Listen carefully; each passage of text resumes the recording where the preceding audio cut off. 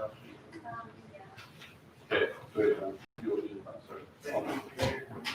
sir. This is Randy Cooper. He's our auditor from the Brigham Group. Randy's a senior on engagement and a partner with the firm. I just want to say it was a pleasure to work with you and the staff. It's never Jonathan. Jonathan, you know, here you go. I apologize. Oh, wow, yeah. Randy Cooper, from the Brigham Group. He's the senior on our engagement. This is the second year of 3. It was a pleasure working with Randy and his staff. They've been extremely professional during the course of our engagement. We really appreciate that. So with that, I'll hand it over to Randy and let him do the presentation.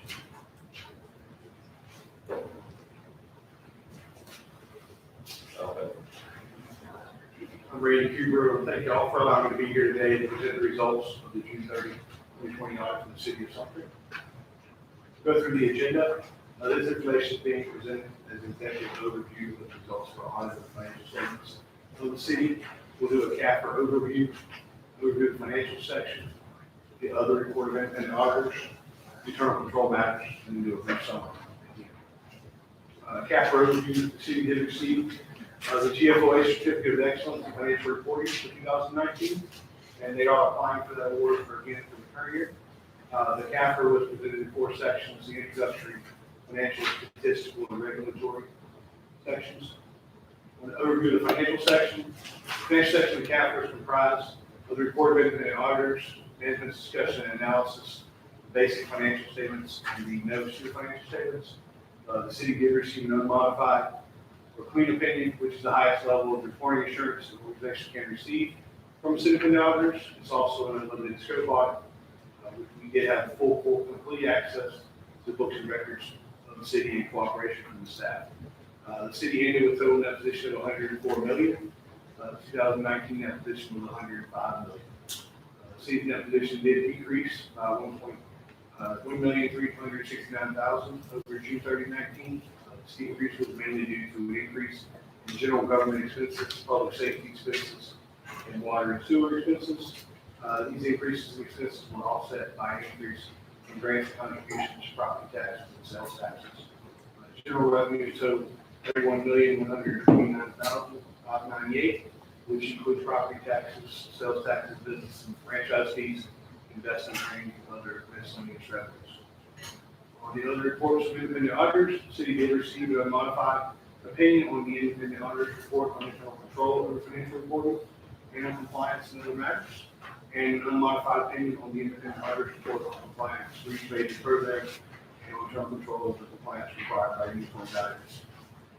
Internal control, we do test internal control as part of our audit. After the report, we had no findings. We have a big set of controls in place, and they're following them as required. In summary, the city did receive a modified audit opinion in all areas. The financial position of the city is strong, with a net position of $104 million in June 30, 2020. It did have a decrease in that position of $1.4 million. There were no internal the city for their cooperation and assistance during this audit.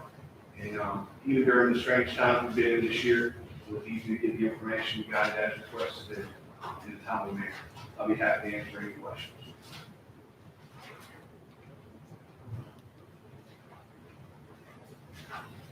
Any questions? Yes, sir. I'm new here, and first time we were looking at governmental accounting.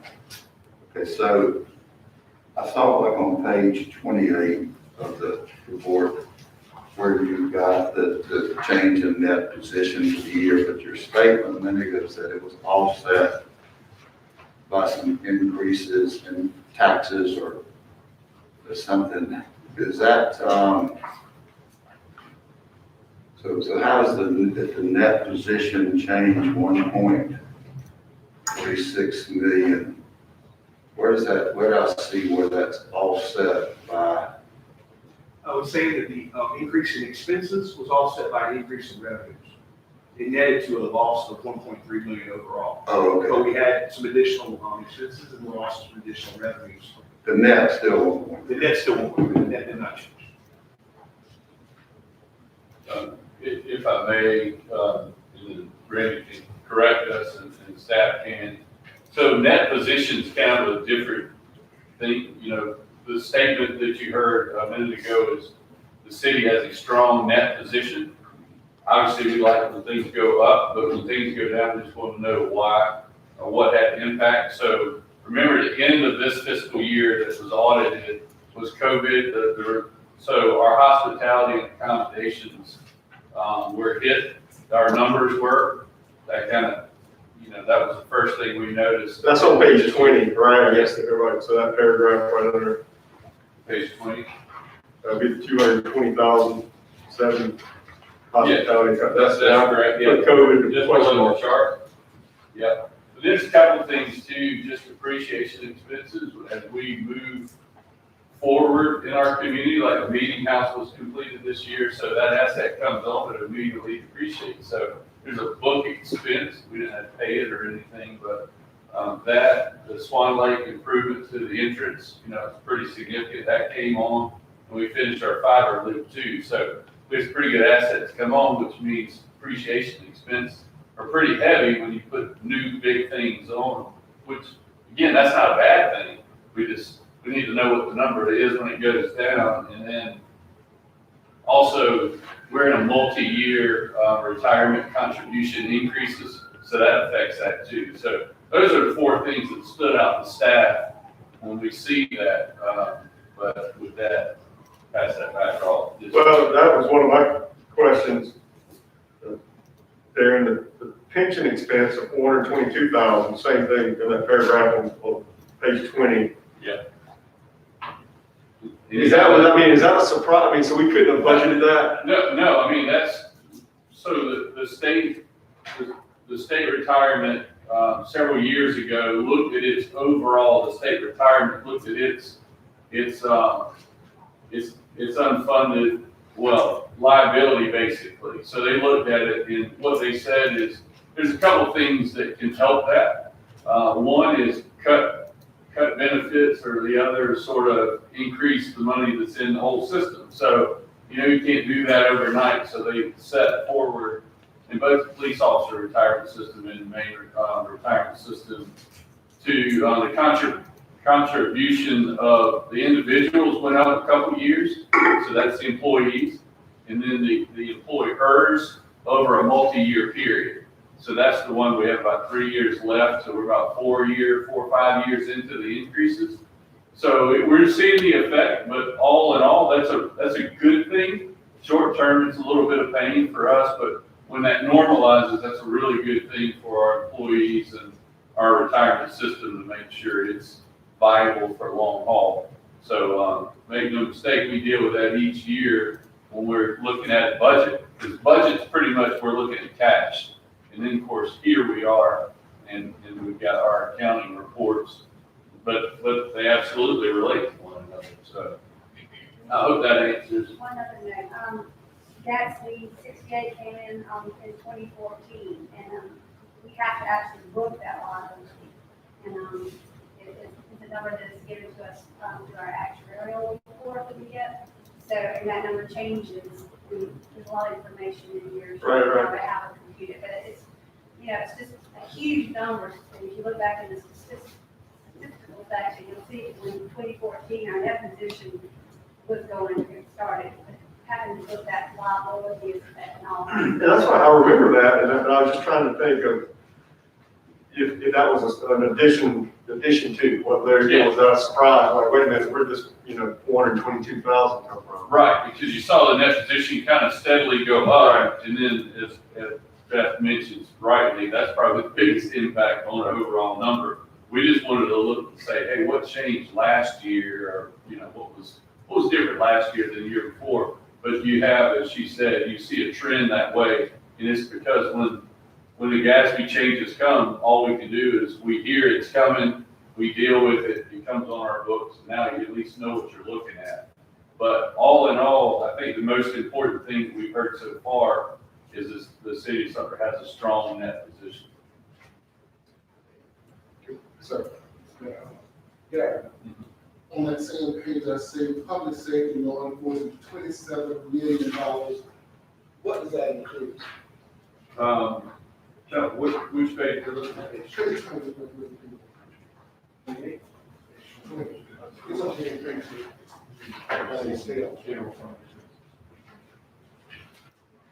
It's also, this talks about public safety, $27 million. What does that include? This police department and fire department. And fire department. Codes. Building inspection. Are those salaries included in that as well? Everything, the whole budget, everything. So that's our emergency 911, it's everything that's lumped in. Usually on that report, we just think police and fire, but police, fire, codes, what's that? Building inspection. There's several things that are in your budget that just gets grouped for this report into that. But those are the expenses you put. We just go at budget time, we do it individual departments. So that's multiple departments that are grouped together under that head. Do you recall that's more than what we did last year, or that's 27? Without going back to research it. Up from last year. So that's more than the previous year. Okay. And that makes sense because, I mean, all things being equal, there's some fluctuation with equipment and things, especially like fire trucks, police cars, big things, but all things being equal, you got the majority of the general fund payroll in public safety. So that's the biggest number that we have across all of our budget is the payroll of people. It always is eye-opening to me, council, I guess, is if we stay on page 20, look at that chart. So public safety budget, 27,139,000. If you go up, you look at property tax revenue. Property tax revenue is 10,263,000. So that most people have no clue in our community. They think property taxes cover everything. It doesn't. So. And on that same chart, Mr. Mayor and council, that one particularly shows the budgeted expenses and then the associated revenues, or here we've got to call it program revenues.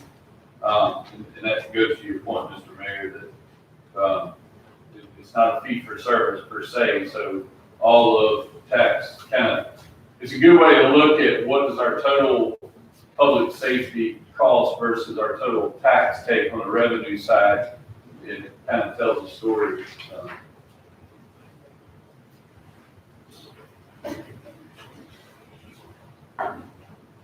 What else? Carl? Point of note, I see on 23, our total debt decreased by a little over 3.5 million. So on that, obviously in the utility side, we spoke of the net position, kind of those points, very similar on the business type, which is, we think about our utility, right? On just the depreciation side, think about this. Water plant number 6 came on just recently, the water department and the meter technology. We put in the meter technology. That was some $14 million depreciated over 10 years. In English, what that means is it's a $1.4 million increase in depreciation expense each of the next 8 years after this. So the really good thing is we put some really nice things online. But then this is the book part that we get to see the depreciation expense associated with it. So we have some real good assets, but more as assets go up in value, the depreciation expense, you're going to see it too, which that's a good thing. So there are no areas that we need to improve then? Areas we need to improve in. Right now, they're testing and there were no issues with their controls in place. They're doing things as they need to. Even with the changes that happened because of the pandemic, they were still able to keep the good controls in place and do things as appropriate. So I don't have any recommendations. What page should we address internal controls? It's the letter, page number 118 is the is one of our letters of internal control for financial reporting, 118, 119, and then 120, 121 is our internal control over their federal grants, things that they receive as well.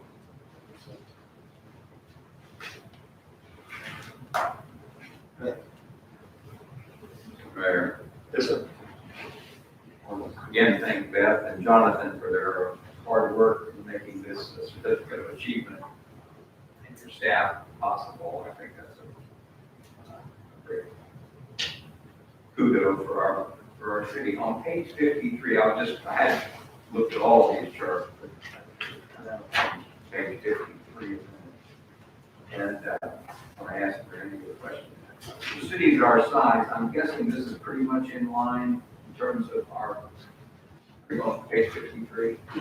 Yeah, our obligations, future obligations. Is this, I guess you do a lot of other cities and our Yeah, size. I would say you're pretty on line with other cities of your size. Tax revenues you bring in, so you have to offset some things, so yeah, you're running on where you need to be. And the good thing was, like I said, Mayor mentioned, then you got a decrease in your long-term obligations, you're paying down, you don't have to go out and get your stuff.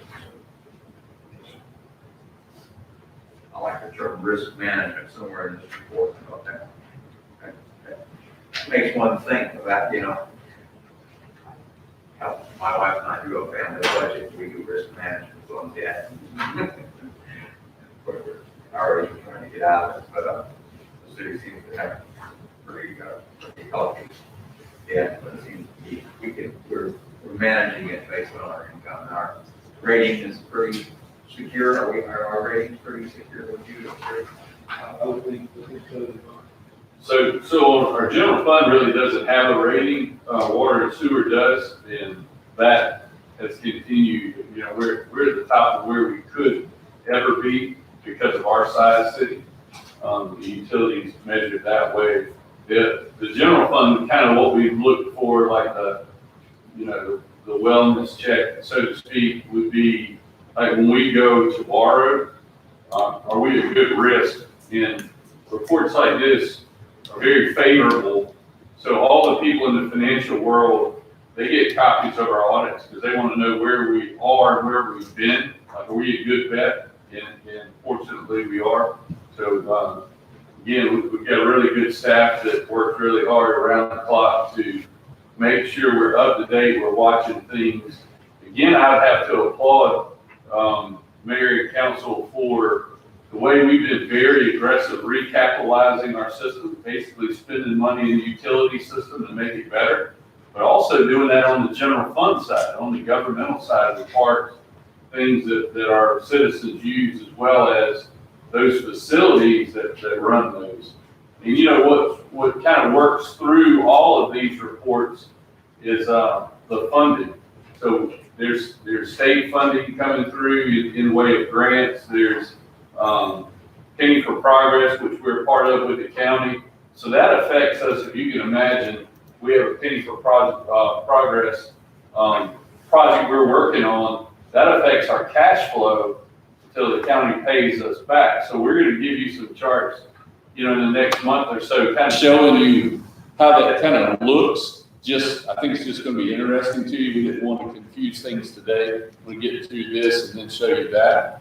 But we're very, very fortunate and have been to see a lot of projects get done. And of course, all of those projects flow through your books. So we just need to know what we're looking at. Sometimes it looks like, oh, we have an extra $5 million.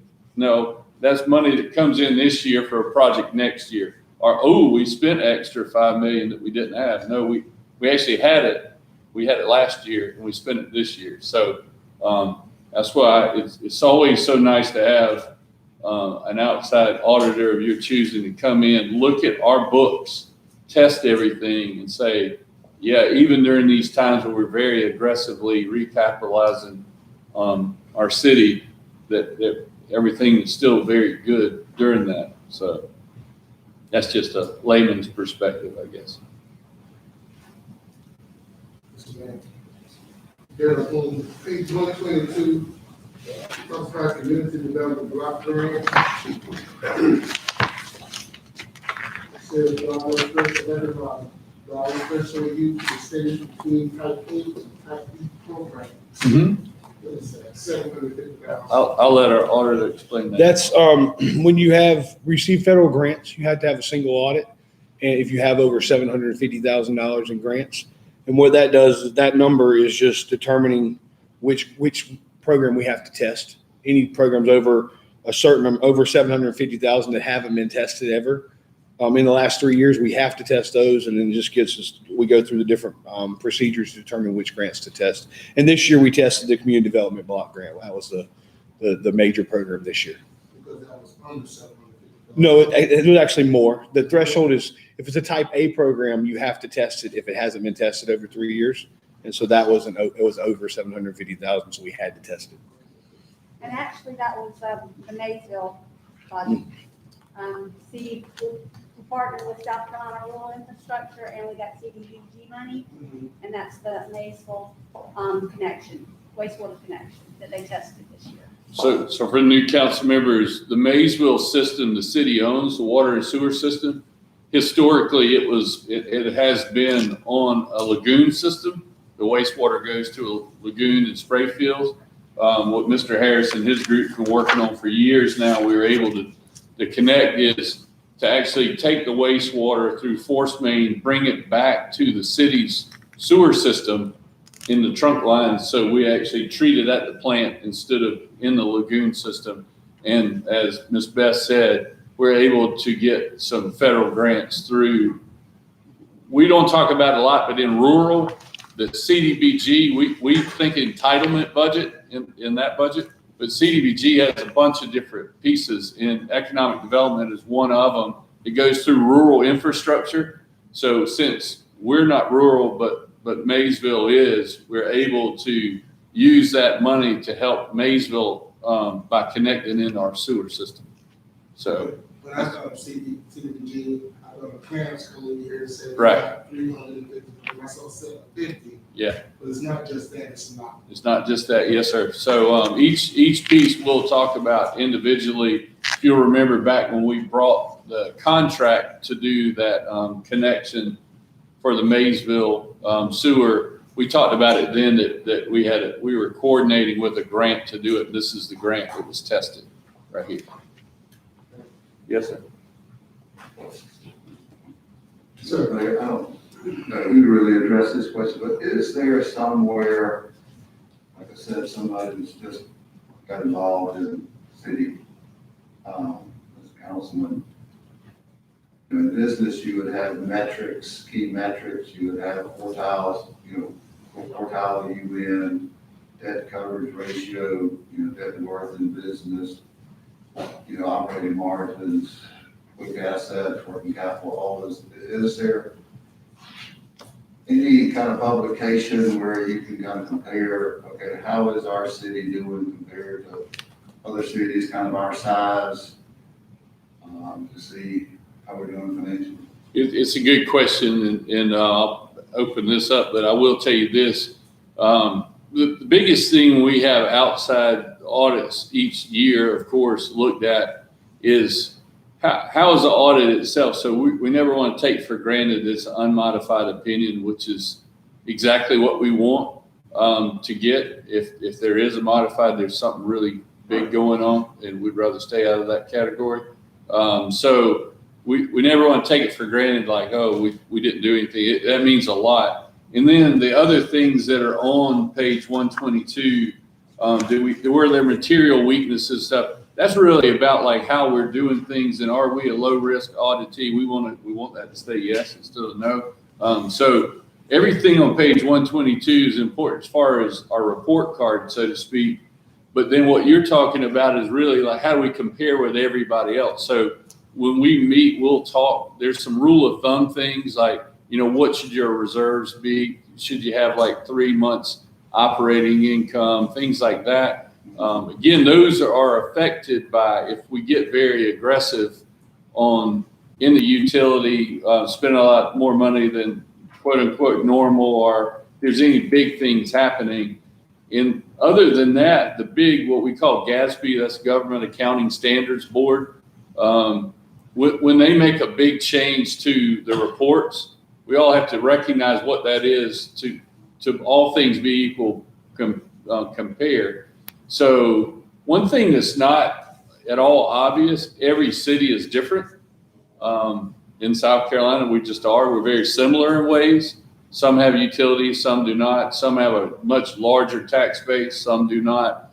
But I think we can get to that when we sit down and go through some things. And then if we have a cheat sheet for the rest of council, as we find things that are important, are interesting to you as new eyes looking at it, we can share that with the rest of council as well. I know somewhere in here, I can find it right now, but it had a list of principal taxpayers. Yeah. And I just, like in a company, if you had one large customer, then you devalue that company some. Right. But, is there anything, items like that? Yep. There was another principal, what else? Yeah. Users or something, I can't remember. In the statistical section. Yes, Yeah. yes. That has information and comparisons there, but also in our budget, when we do budget, we compare rates to other cities. Yeah, we compare rates. When we do utility stuff, we'll have some other comparisons there. But I think what you're getting at is it's really good to know kind of where we stack up. Like what could we shoot for? But on those taxpayers, because we have utility bonds that's out in the market, we have to do continuing disclosure each and every year. So obviously, in addition to this audit report, there's a short list of things they want to see each and every year.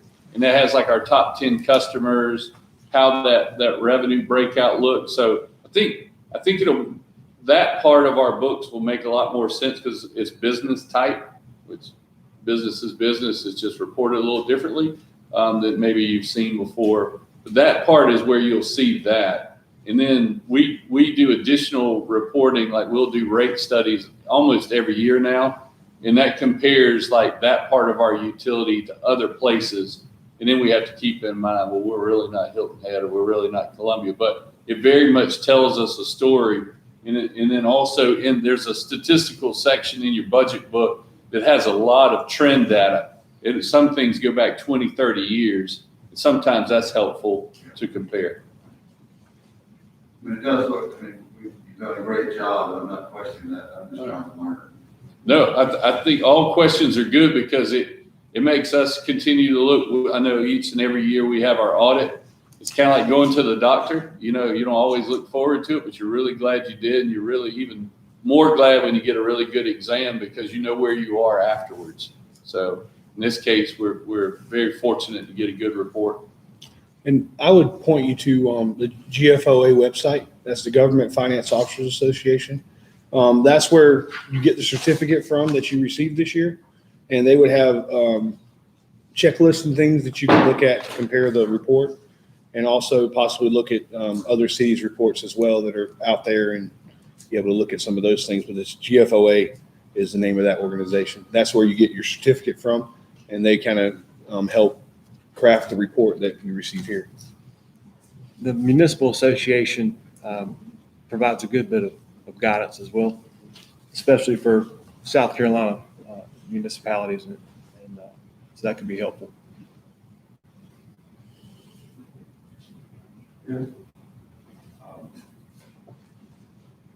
know you're not a guru of the future, Andy, but I think you've got a 6% second half of the year decrease in hospitality and accommodations. We don't know what's our end of year tax going to be with the property taxes coming in. But are we in a pretty good position to weather this for another year or two? Yeah, I think you have a strong net position to weather the storms right now. I think you just got to continue to monitor the revenue shortages and then decrease expenses as needed. But I think right now you're in a good position to weather the storm. I was tracking the same page as you were, Corley, on that, just flipping to 81 and 82, just kind of getting in the weeds, but looking at trying to find COVID-related, where we things we could point at. There again, just one of the hospitality on 81, the 2.8. actual, 2019 was 2.96, so we're down about 120. So COVID was 3 months, I guess, as far as the budget goes, would be April, May, and June would be the 3 months. So, and again, yeah, I don't know how, if we're, now where we sit, how we forecast. And again, this is the conversation for now, but just little triggers I was thinking. Well, so those are things that we're looking at staff, like kind of bracing for what that is and how can we adjust within the calendar year. In a lot of ways, I believe we're better off than some of our sister cities around the state, just from a tourism standpoint. Obviously, the really large places have been hit very hard. We read several months ago a lot of seasonal employees, like in North Charleston, had to be let go because obviously couldn't have recreation seasons and things like that. So we're very fortunate that we've not had to do that at this point.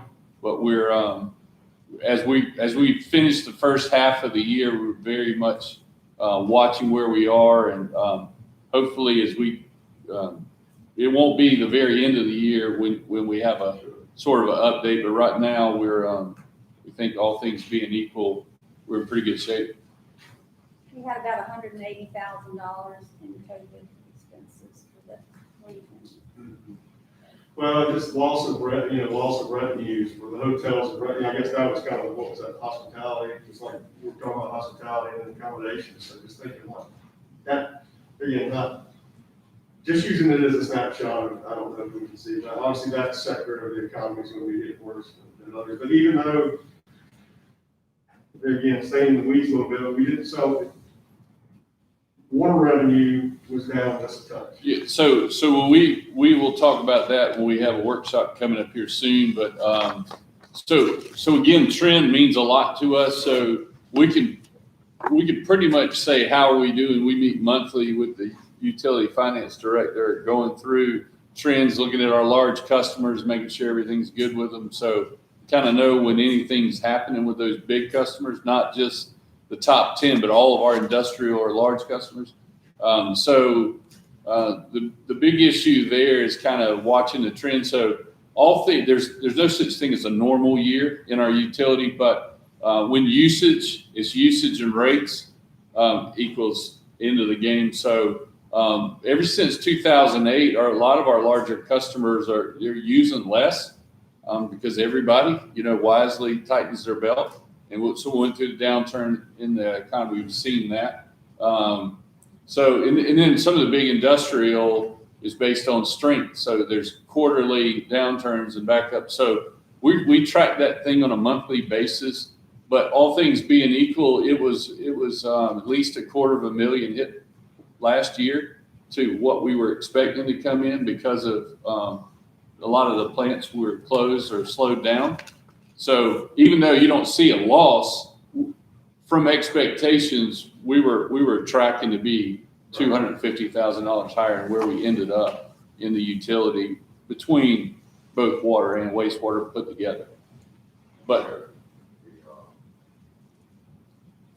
government stimulus that's passed, are we eligible for any of that money, or do we anticipate any of that money?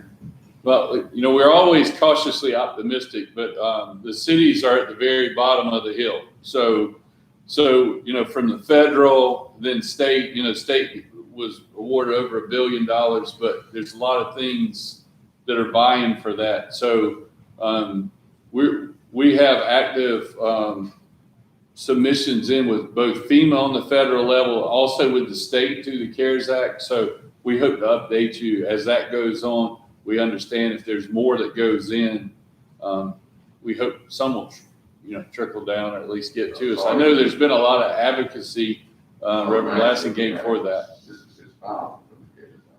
Yeah. So a lot of what we've had to do, just so everybody knows, from last year to this year, is a lot of the personal protective equipment, a lot of the stuff we've been able to be reimbursed through the state, through the CARES Act.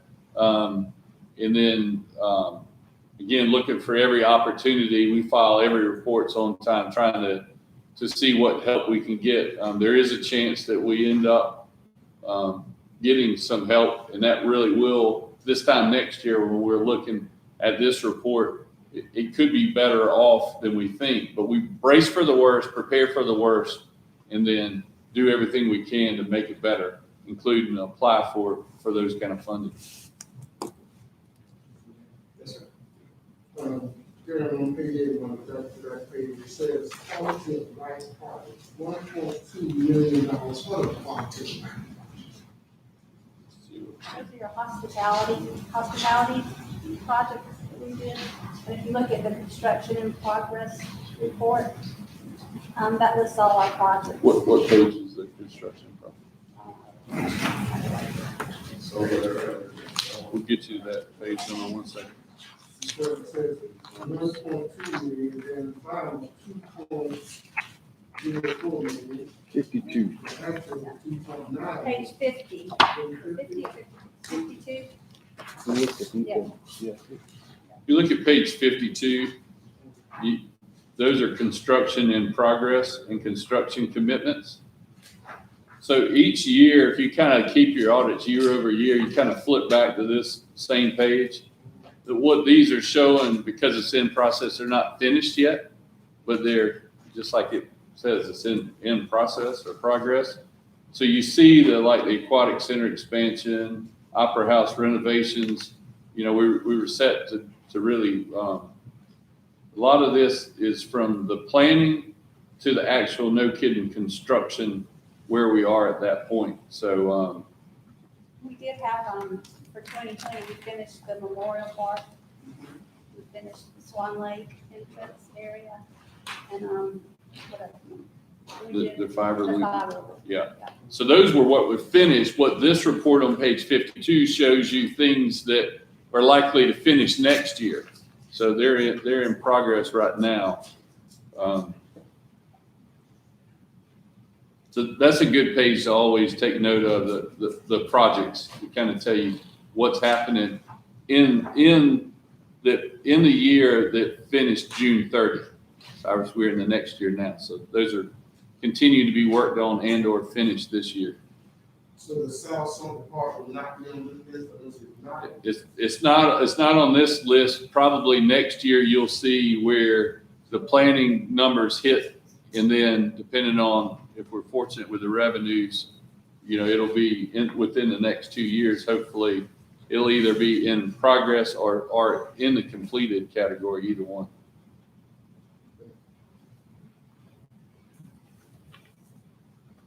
All right, let me go back one more time, one more question.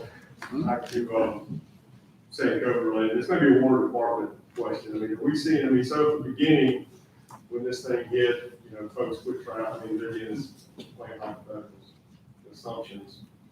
Did we see obviously revenue drop? Has it come back to somewhat of a normal level? That's a general question. Yeah, it is a general question. I would say your larger customers, commercial and especially industrial, we saw an impact for sure. Like we could tell by, of course, we're working with our utility plants. We know who's working. We know when there's a slowdown. We know when there's a shutdown. So, and then we see it each month when we look at those revenues too, because we pay attention like what's happening here. So we're in conversation both with our plants and the treatment side and also the payment side. So we saw that, but mostly for months now, they've been pretty normal as far as we're concerned with the larger customers. I would say safe to say on residential, even though people were home more, that's been pretty stable. Over the last several years, you see it down, the use is down just a touch, but for the most part, pretty stable. Would you agree, Mr. Harris? Yeah, that's what we see every month. Mm-hmm. We've had a lot of industries been very fortunate to stay in business after the initial impact, because they've been real smart about how they operate and keep their employees safe. We actually toured the poultry plant, and it was pretty impressive what all the lengths they've gone to keep their employees safe so they can keep operating at the level they are. So I know they're sharing that information amongst industries and the national and international plants. That was high on their list almost before anybody else was working on it. They were, because they didn't want to shut down if they didn't need to. Oh, I think you're seeing stabilize in most of the industries, and actually the poultry plant has probably kicked up. Yeah. Because they brought a lot in from the outside. Right. We're seeing an increase in them frequently.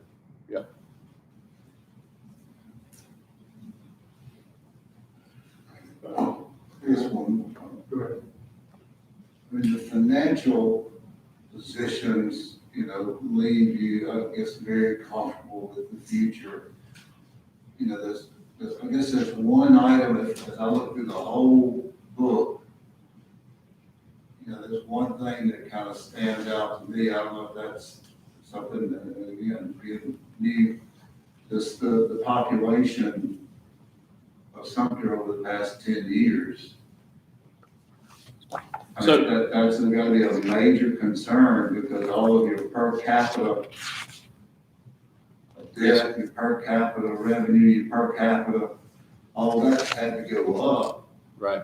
because your population has actually, I think, gone down a little. So this is a good question. It's astute to pay attention to that too. So what happens is, we know there's a census every 10 years. In the off years, there's population estimates that the Census Bureau sends out. So because we're in an area where a lot of people are moving in, a lot of people are moving out, that's actually a negative indicator in the population estimate division, because normally people don't move out unless something's wrong. Well, we have a big military presence, so people have to move in and move out. So we know that's one thing, but that trend is funny. It can go just the other way as well. But sure enough, people move in and they move out.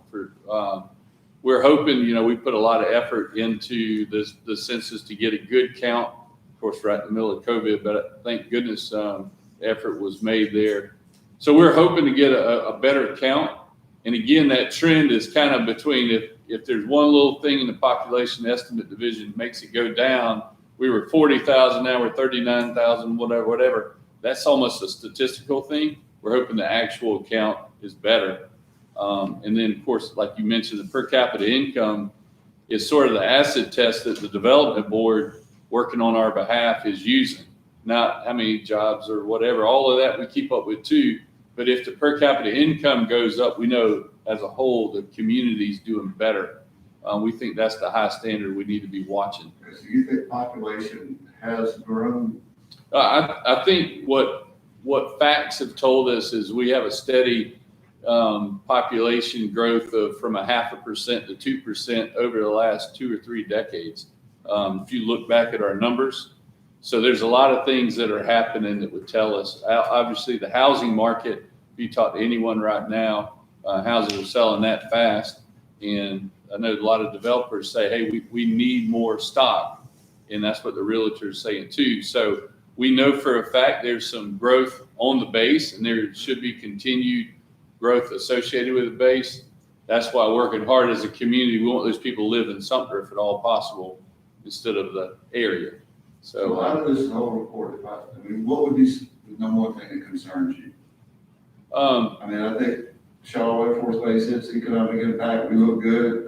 That would be something. The economic impact of Shaw has steadily increased, which is huge. Obviously we want their mission to expand. We've seen the missions expand, everything from 3rd Army to 15th Air Force, just growing from 1X, 9th Air Force growing, to the Reaper group that are there.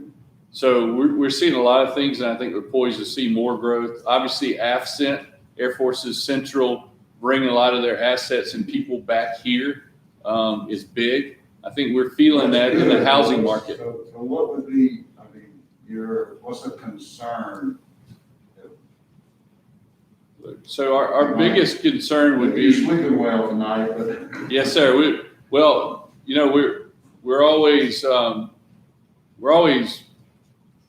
looking for the worst case scenario and trying to obviously make the best case scenario. And so the best case scenario is to see the military grow, to see our industries grow, businesses grow, small businesses grow.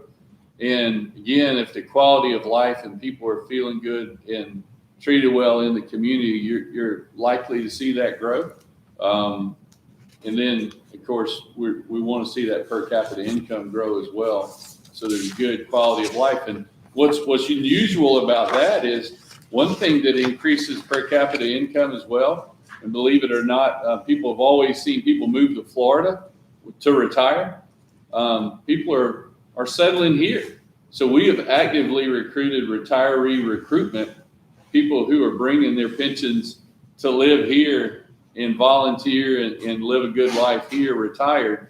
And we see a lot of military retirees work second jobs here, when they retire here, and they're a huge part of our workforce. So I think to answer your question, the majority of what we look for is how do we move Sumter forward in those areas? And I think it's kind of all of the above. We're looking at the impact on the base. There's some 150 people every single month that come out of Shaw. 110. What's that? On page 110 is where that, the population is. Mm-hmm. And so that number, it looks pretty flat there. Yeah. And that's kind of what I was saying with and then when you look back on page, 105, for instance, you look at from 2011 to 2020, the per capita debt has gone up 50% over the past 10 years. I guess because that population has been stagnant. Yeah, they don't correlate at all. So on that, like if you look at the debt, so our general obligation debt, or GO debt we call it, is basically, here's for instance, the old federal building right down that used to be the post office on Caldwell Street. The community got that building for $1 because the federal government didn't need it anymore, but it needed to be used for educational purposes. So the city stepped up, did a $2 million GO debt to renovate that building, to put it back in use. So Central Carolina was teaching classes in there. So help downtown and help whatever, but that was general obligation debt that the city said, we think it's important enough to do that, both architecturally and the influence. Even though we got it for $1, we put $2 million in it. So that there's not really a correlation between population, other than they're taking a population that we have and divided it into a debt that we can control.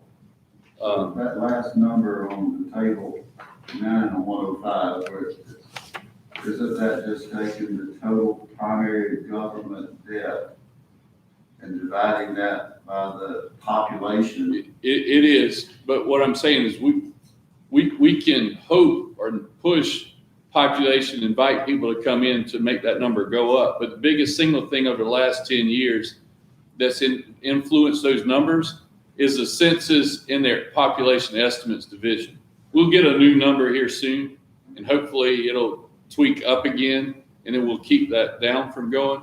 But on the debt side, you absolutely control that. Like right now, we have excess capacity for general obligation debt, but it's a little bit like having a big credit card. You don't really want to have a balance on it. So we have to weigh out judiciously what could we use general obligation debt for. There's a lot of things right now we'd love to do it, but we also know we got to pay it back. So we strike that balance of capacity versus, this is a good time to do it for the right reason, if that makes sense. So one of the things, for instance, we were able to put in brand new police and fire. The vast majority of that was paid for by Penny for Progress. But to finish it and complete it so it's not undersized, we did GO to top it off to build it. Now it's set for the next 50 years. So those are the type of GO debt, general obligation debt, that we look at when we look at it. Hope that helps. Luck to it. I got one more. Page 84, please. It's just a number, the variance just jumped out at me that should explain. So at 84, the appropriation to net position. So the original, I guess, budget amount was 898, the final was 2.6. Last year, last year's actual was, I think, 332,000. So that's just a big number. I guess, one, what does that mean, appropriation from net in that I'm number? talking about, isn't that where we adjusted the budget at the end of the year? The appropriation? All right here. Yes. Yes. So I'm going to ask Jonathan or Beth to talk about that a little bit. You'll notice the difference by the original and final. Remember, we amended our budget. We were right in COVID. We amended our budget at the end of the year. I know one part of that was the COVID kind of impact. The other part was it was very important at that time. We had a chance to lease purchase a bunch of equipment. It was real timely, if you remember that. We go back and look at the budget adjustment. So there was a huge difference, but also I think it was McCoy in that as well. You're referencing the water and sewer, right? Is that- Yes. Okay. So what was also in there, I think, at sometime in October, council agreed to allow us to finish up some capital projects. I think it was around 750,000 or so. This was just a budget adjustment to show that we were allowing for that. Gotcha. And we brought that to you as well, obviously. Is that part of the 3-year plan that we talked about? Yes, Capital stuff? that's right.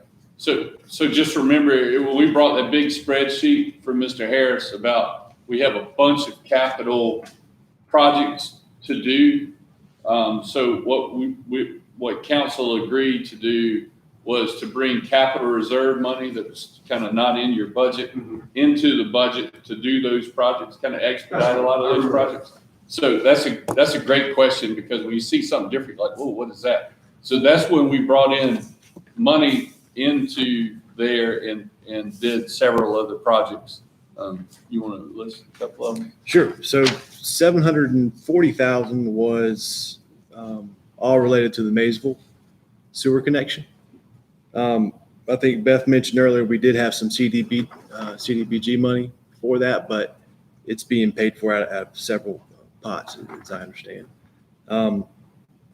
Replacing some motor control center equipment at Water Plant 4.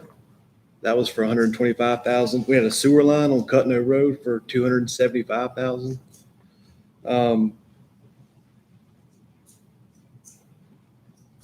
A new liquid lime system, to install a refurbished liquid lime system. That was 100,000. We also had contingency for for COVID for 50,000.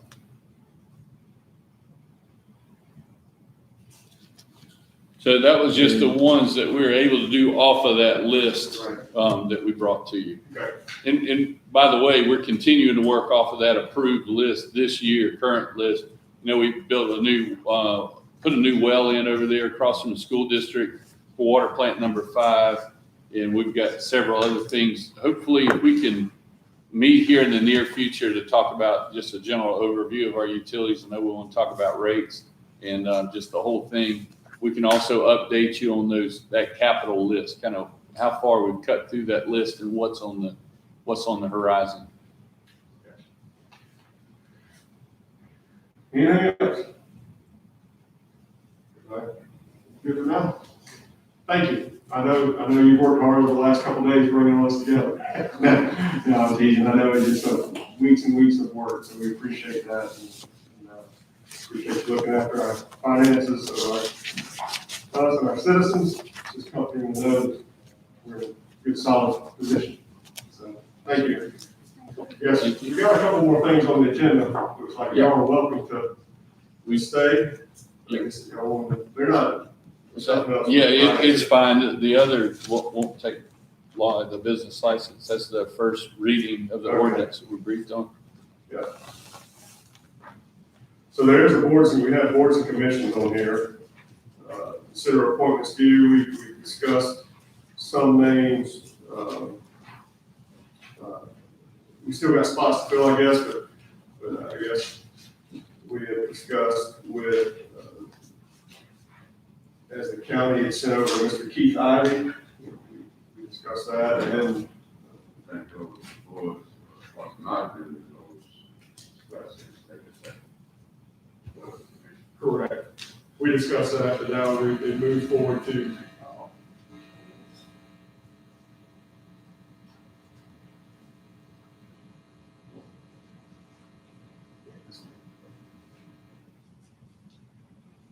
yes, sir. Now we're just at the point we can ratify these two names. So we've got Leslie Alexandro for the zoning board of appeals and Mr. Keith Ivy for planning commission.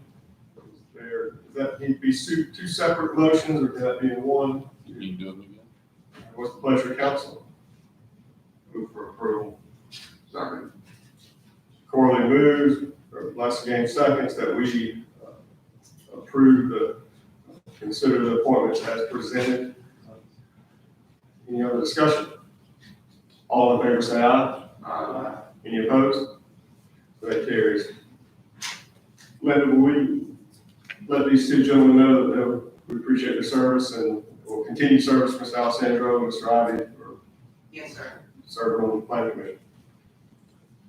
All right, that moves us into the business license orders. That you, Mr. McCormick? Yes, sir. Mr. Mayor, members of council, as you briefed legally by our general counsel last time, there's some changes with the statewide municipal association is helping us, but there's a change to the state law, trying to coordinate the business licenses across the state.